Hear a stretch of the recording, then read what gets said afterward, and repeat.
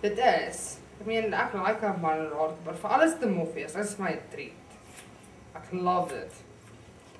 Ek sal die hele dag daar sit, ek kan alles met my hare aanvang as ek wil. Ek dink dat hulle 'n ander sens van styl.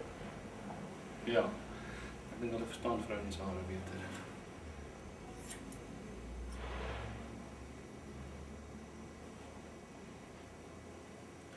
En ons het al uitgevind, vroue haarkappers, as jy mooier hare as die vroue haarknipster het, dan maak hulle dit nie.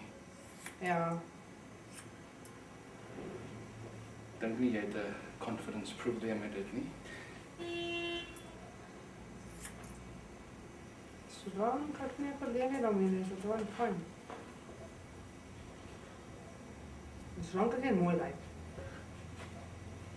Hoor jy my? Ja.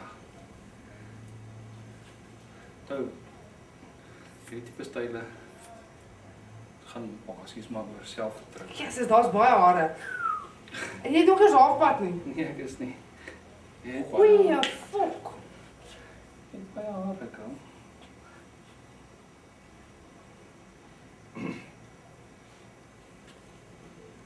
So het gaan maar oor selfvertroue.